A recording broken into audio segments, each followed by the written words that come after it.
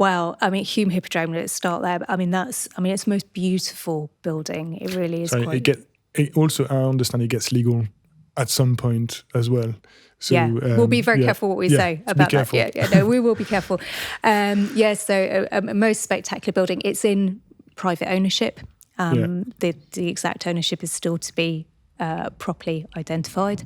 And that's a difficult one because it's a building that's been unloved by its owner for a long time and has fallen to a really sad state of dereliction.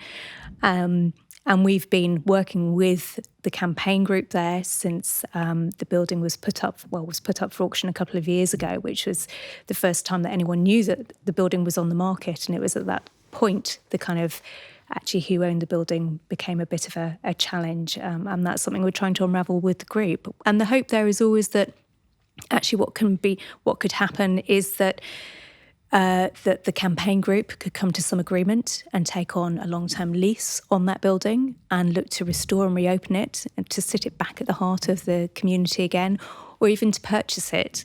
And so we're working with them and key stakeholders there to try and work a way forward for that particular building. And the campaign group would love to see that reopened. And it's a building that not only has a beautiful auditorium, but it benefits from quite a lot of ancillary space as well. So it used to have retail units along the front of it as well, so they could reopen as kind of community shops.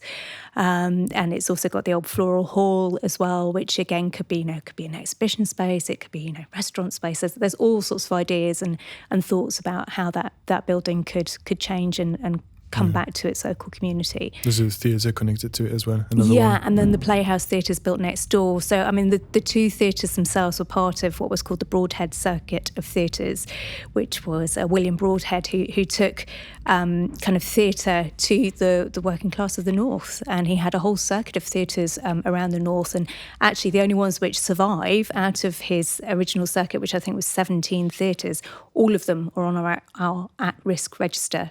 Or Hulme Playhouse, which is next door to the Hippodrome, is one we watch. It's not on our at-risk register, but we do watch it. So there's the Hulme Hippodrome, the Playhouse. Morecambe Winter Gardens was one of the circuit as well, although it wasn't built by Broadhead. He bought the theatre, also Thameside Hippodrome as well. So, yes, we hope there will be a positive way forward for Hulme Hippodrome. It's in a difficult situation at the moment, but it doesn't mean it won't be resolved. We always hope, we're always optimistic about these things. You've got to be positive and got to seek those new ways forward.